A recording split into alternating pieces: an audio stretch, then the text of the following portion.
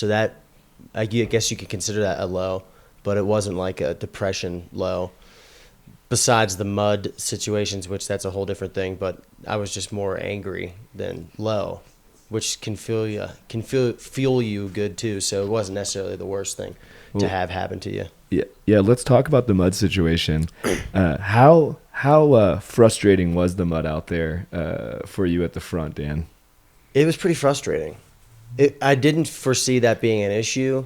I'm sure everyone probably didn't think that, it's going to rain and be sticky mud on a bunch of portions of the race.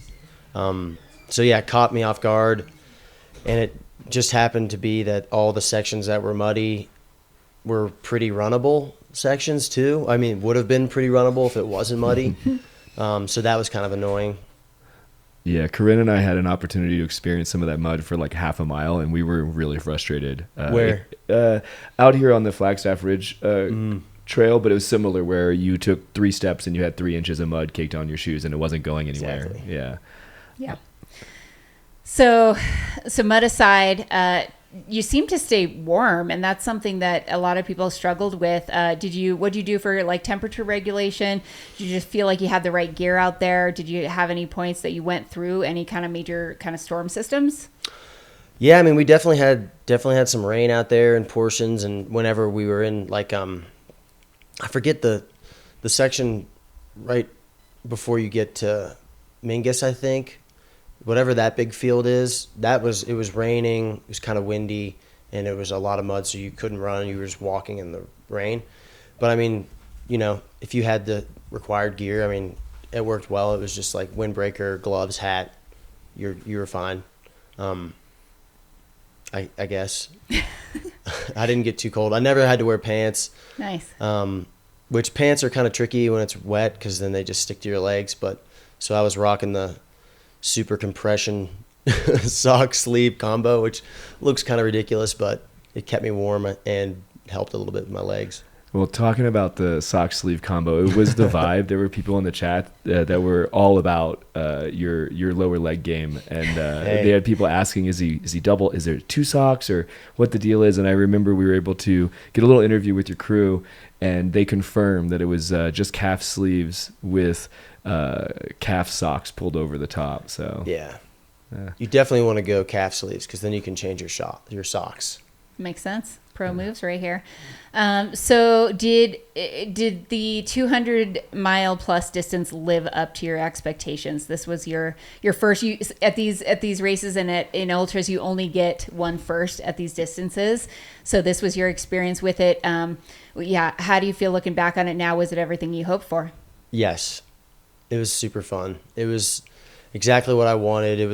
I love training for it. It was like I could finally just go run like as much as I wanted, or do different things and run at weird hours of the day and not have to, usually that's pointless unless you're training for a 200 plus mile race.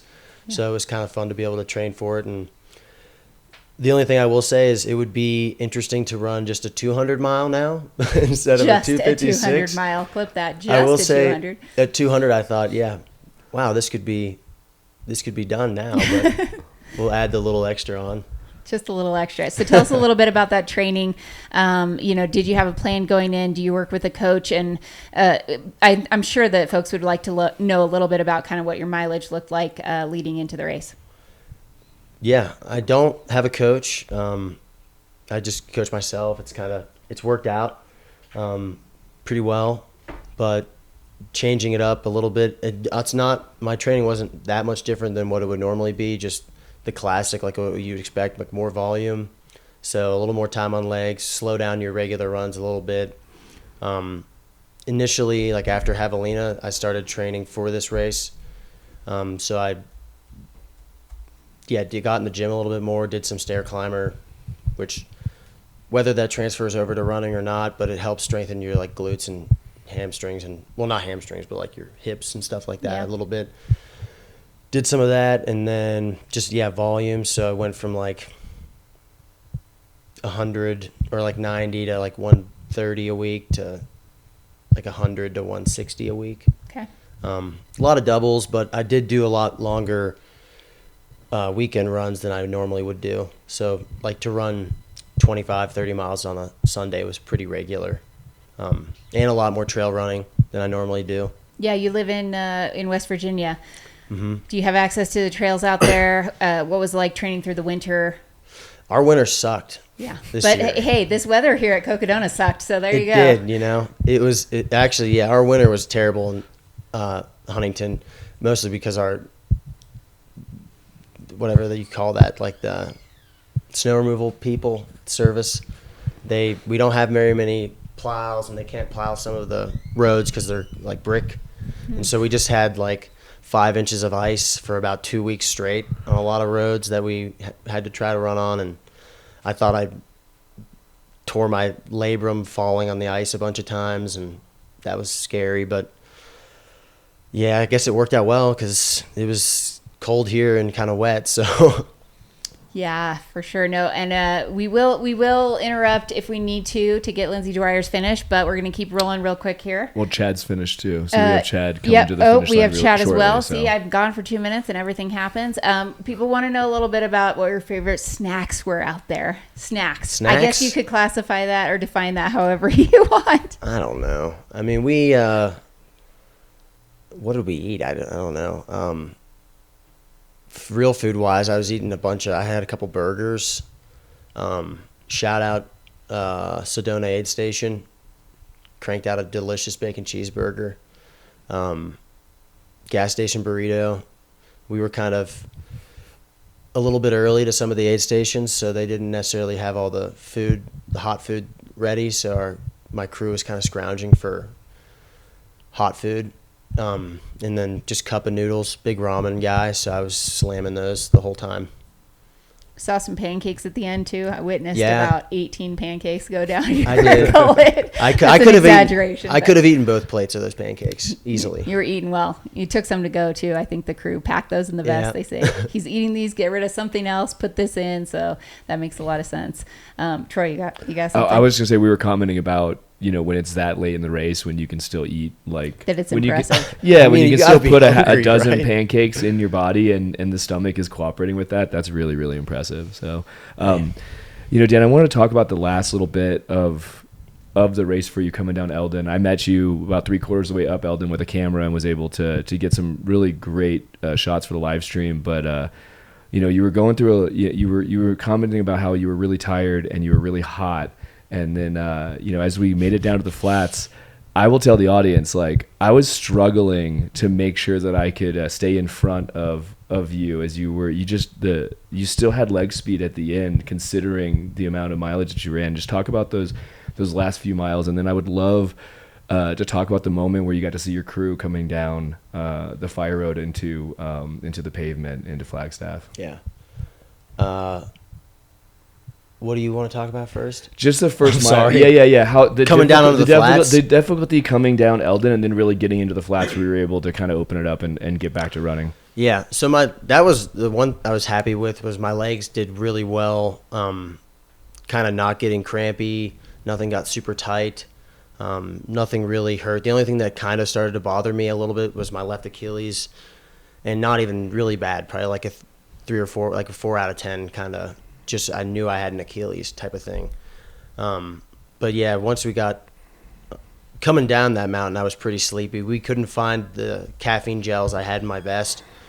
We thought we didn't pack them, but we later found out we just couldn't find them, which would have been good to have then. But coming down off of that, I was pretty sleepy. So yeah, I was making sure I wasn't going to fall. My brother was pacing me there, Fred, so he was good at kind of bossing me around. He was like, all right, pick it up. All right, be careful. Slow down. Pick it up. Be careful. Just getting me around those rocks and stuff.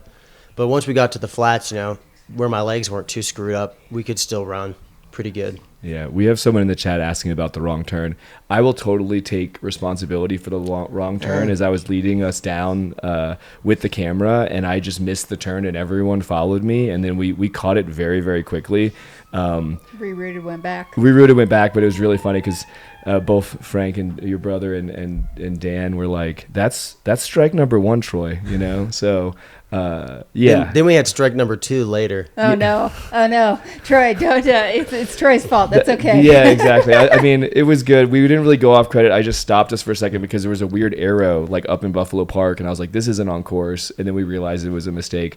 But these guys were really great. We were. I mean, to your point, like you guys were joking while being really serious. You know, your brother was an amazing pacer for you, like doing a good job of trying to keep you safe down Eldon, but also giving you that kind of push that you needed to say, hey, I think this is where you can open up. I need you to slow down here. Like he was definitely like helping to provide some of the brain energy for you. But man, you were so lucid, like joking around. Like I was so impressed with just your mental faculty at mile 250 something. The mind felt pretty good the whole time. I didn't really sleep that much either, so I was really happy with, which I kind of figured that's how it would go for some reason. So I was happy that's actually how it went. My brain felt pretty good. We figured like 20 minutes total. Your crew said maybe of actual sleep, and then like an hour of trying laying down, kind of. Yeah, so that's not much. Do you know what your total stoppage time was by chance? We were looking at it today. I think it was like right under 4 hours. Right under 4 hours total stoppage. That's that's not amazing. Bad. That's like 15 minutes in 100-mile race or a 100K race. That's nothing. All right, we got some quick hitters here. Is it true your nickname is the Silver Bullet? No. Okay, not true. We did. I mean, we do like Coors Light. Shout out Coors Light. And then we had the Dodge Caravan was just performing great for the crew. So yeah, best rental car. Shout out to Dodge and Coors if you're looking for a fast guy that we can call the Silver Bullet to sponsor. Dan is here for you. Currently recruiting non-endemic sponsors to our sport. And then, what did you think of the crosswalks at the end? Like, were you bugged? Did you want to stop? Did you not want to stop? I just think, well, since we had a lead, it was okay. Yeah, that would have been insane if you were trying to, like, imagine you're racing someone together and you're both stopped at a stoplight. Yeah. Like Ryan pulls up right next to you, kind of as you're stopping at a stoplight. That'd be insane because you'd both have to stop, and then you would try to out sprint each other. And the stoplights are also on a hill, kind of. I think there's 2 on a hill. That would have been insane to be coming in right against somebody with those stoplights like that. But I mean, I guess it's the right thing to do. Stop at the stoplight. So yeah. I know we're talking about kind of toward the finish, but there was a good question from the chat. I was going to go back to that. Yeah. So you were asleep. Ryan like made the pass. When you woke up, like what was going through your mind when you kind of realized that while you were sleeping, Ryan was able to kind of take the lead of the race? I wasn't stressed out. I knew that he was going to pass me when I laid down. So, but I mean, I don't know what mile that was, but I'm sure we still had over 100 miles left.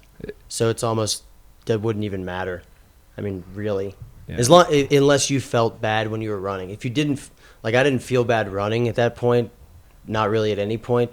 So like I could see if you felt bad when you were running, if you'd be stressed out if you lost that time. But if you still feel good running, I mean, what's 10 minutes? Yeah, I was going to ask you too. 15 minutes.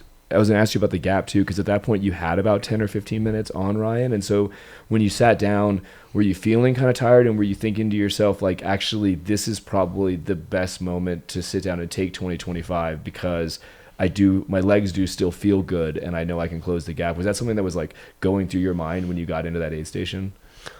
Not necessarily closing the gap, but definitely I think just being on top of the sleep. Like you don't want to be probably doing that later in the race. So yeah, it was just kind of staying on top of it. Yeah, it felt like the right moment, huh? Yeah, it felt like the right moment. I didn't really have a set times to sleep. It was more like, okay, we'll have everything set up at a certain time, and then if I'm tired enough, we'll just go ahead and sleep. That way I kind of can try to sleep quicker, which ultimately I didn't end up sleeping instantly when I laid down. So, excuse me. All good. So we talked about burgers and pancakes and ramen.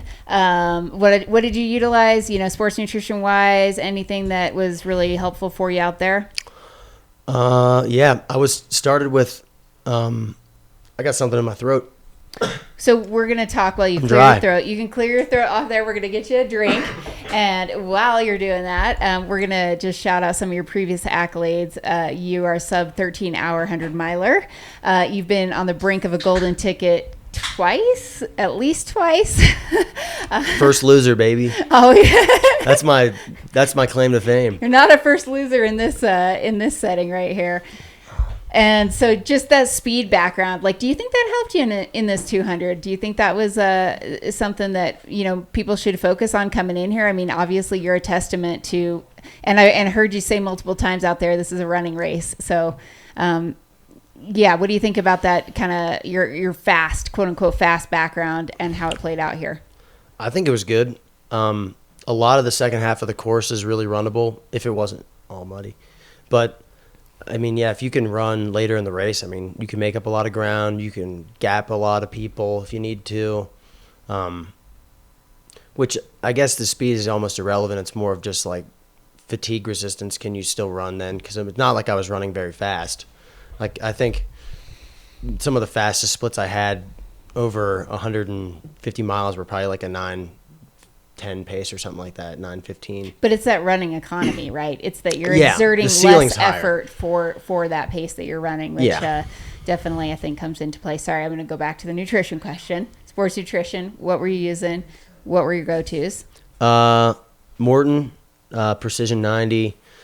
I ended up not being able to take the Precision 90s towards the end, or I guess more than half. They were almost a little too sweet for me later on, which sucked because I brought like 30 of them, and most of my suitcase weight was Precision 90s when we were flying back with them all. But yeah, Morton 100, 160s, and 100 calf. Tailwind, the new Tailwind high carb has been good. That it works well for me. I'm a low salt sweater, so nice. It's almost exactly what I sweat in a liter, so it kind of works out pretty good. Some scratch stuff too, kind of in some bottles at the aid station. Nice. Just for a little bit of extra electrolyte. And then, yeah, I guess that's it for like a true nutrition type thing, other than like burgers and Coke and things like that. Perfect. I just want to give a shout out, Chad. He did manage to get that finish, and we've got a really dynamic shot here on the drone where Lindsay's looks like she's doing a little bit of some wardrobe change and digging in and really gutting this one out as she's walking it into the finish. Yeah, so we understood her. She wasn't feeling good, and, you know, having to take some frequent breaks here. We just, it's going to be that much more moving when we see her across the finish line. Won't keep you here too much longer, Dan. One question, you have Western States coming up potentially. You are 6th on the wait list for Western States 100, and I think people would be excited to follow you there. Are you planning to toe the line if your name gets called? Definitely. You have to. If you get in off the wait list, you got to. I won't be 100% probably, but I'll definitely be there if I get in. Yeah. It'll certainly be an experiment in, you never know, right? Could be massive aerobic gains from this. Yeah. We talked about 2 weeks off, 2 weeks of speed work. I'm now coaching Dan. And then float right into Western States. And then just taper into Western States, and it's going to feel like it's over in 5 minutes compared to this effort. New perspective you'll be bringing into that. Well, yes. I mean, yeah. This honestly blurred into one just big day. That's wild. That's how it felt to me. Just one giant run. Shout out your crew. I know you love them so much. I know they were so good. They were instrumental in making this happen for you. So give them some love. Let's hear who all was involved in this. We had Isaac Waite, crew chief, best guy, logistics master. Logan Kirby was his student. Now I think he might be better than Isaac in the spreadsheet game. Danny Hayes, just like the enforcer of the group. He was holding down the bathroom spots for me when needed. A little muscle in there. Dave Fowler, he was here last year with our buddy Ryan, who also paced, who also ran the race last year. Ryan, of course, and then my brother Fred. And it was just, dream team. Everyone had a purpose. Everyone executed. Couldn't have done it without them. It's like people say that, but when you're doing a multi-day race, I didn't do anything except run, and I didn't have to worry about anything. I had people shoving me in a van. There was 3 blankets in there. It was all ready to go, wiping my feet off, putting socks on. having stuff ready, food, toothbrush. I just moved for 3 days. That was it. Nothing else. Yeah, well, I can attest to the vibes when you met your crew and they met you to run you in through flag. There was lots of high fives, hugs, fist bumps. Like you could tell. It was great. Yeah, it was really awesome to witness and be a part of that with you. All right, people want to know about the shoes. What did you wear during the race? I work at a running shop, so that was one of the hardest things Shout for out me. the running shop. Yeah, Robert's Running Shop. Robert's Running Shop. Charleston, Huntington, West Virginia. Go visit it. Support your local running store. Get in there. It's a great place. We'll fit you up good. We'll fit you up good. Is but- that the slogan? But no, that was the hardest thing is like what shoes do I bring because I'm a shoe guy. And so I brought a bunch. I brought like 6 or 7 different pairs of shoes, which I didn't end up using a lot of them. But I started in an S-Lab Genesis, which surprised. I love that shoe. I got a pair. It's great. That's a great shoe. It's super light. It's a little wider than a normal Salomon, like the regular Genesis, in my opinion. Super light. It's cushioned. That, and then I also had a Clifton 10, the newer Clifton, which I've loved. I've used the Clifton a lot, like at Javelina and other trail races and stuff too. It's just like underrated trail shoe. It's super light. It's just thick enough for how soft it is to give you some protection from rocks and stuff, so it works really well. And what else did I use? I think the new S-Lab Ultra Glide. Yeah, the ones with the crazy divots underneath them. Those are actually pretty good. They're a little bit heavier, obviously, than like a Genesis. I But think Ryan Sands was wearing those for a fair amount of the race. I had to cut the heel counter off of it just because it comes up a little too high in the S-Lab version. Interesting. But So modified. That's why the back looked a little goofy. But I think that was basically the only shoes I wore. I did wear Tribuco Max at one point, but it really picked the mud up like too much, so I was afraid to wear that again. That was pretty much it. I overheard you with your crew talking about how you hadn't paid for the shoes yet on one of the pairs that you were putting on, and sorry, Rob. Yeah, I was If you're I was listening to like this. in the chat going, someone buy this man a pair of shoes, you know. But yeah, that's really cool. You work for a running shop and you're able to kind of have your, you know, obviously like have a little pick and a smorgasbord. I guess that's the benefit of being not having a shoe sponsor is you get to put on what you want. Yeah. So I changed shoes a lot, I think, out there. Mostly but back and forth between like 2-3 pairs of shoes, but Nice. it is fun. All right. So last thing here, just how would you sum up Cocodona? What would you say to people who want to experience this race and get out here? We know you love Arizona. You race a lot out here. So sum it up for us and tell everybody why they should check out Cocodona. I mean, it's just if you love kind of just being out there, pushing yourself, it's like the standard stuff, but it's just a journey, you know? It's like it's just a big journey. It's like you really find like what you can do. Like I feel like I pushed myself a lot, like maybe the most I've ever done in a race. So that was kind of cool. I don't know. I mean, that's hard.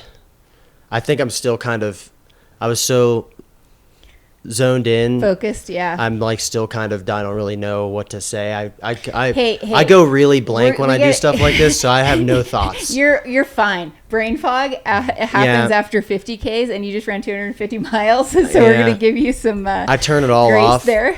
and Yeah. I just say like stupid stuff and run for the whole time. So there's not a lot going on up there right now. You're good. It's all pretty good. turned off.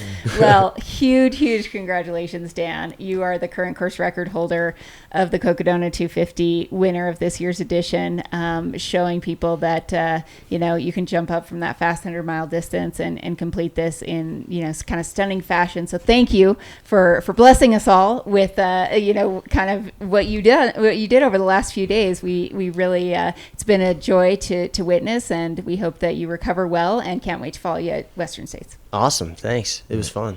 we know you have the streak to keep alive. I know you got a short run planned. Oh, yeah, right now, everybody. so- Dan's If anyone's running close, meet me out at Buffalo Park in about a half hour. Okay, impromptu group run, Buff Park with Dan Green. Yeah, we're about to go run a mile. It's going to be rough. We're going to do it. I'm using the Cliftons. The rubber fell off the bottom, so I had to cut it off the rest of the way. Oh my God. But we're going to use those bad boys here in a short time. It's going to be great. So Let's go. impressive. If they fit, my feet are a little, I might need a wide right now, but I'll just loosen them up. Okay. Well, Take the insole out, gives you a little extra height. yeah, to Corinne's point, super impressed to see your performance over the last 3 days. And like I said, I got to run you in about 8 miles. And man, hard not to say it was a peak life experience for me, Dan. Thanks for allowing me to kind of come along the journey with you. Oh, thank you. Yeah. It was awesome. You were doing some incredible stuff with the backpack. That's not easy work. You guys are skilled. Well, Appreciate you. congratulations. Soak it in. Everybody go give Dan a follow his journey. You're on Strava, right? Oh, yeah. Everything's on Strava. Strava's my favorite. Strava's his favorite social media platform. Get on there. Get on there. Continue. The streak has been going for how long? Since November 2019. Woo! Since November 2019. It's going to keep that alive. All right. Congratulations, Dan. Thanks.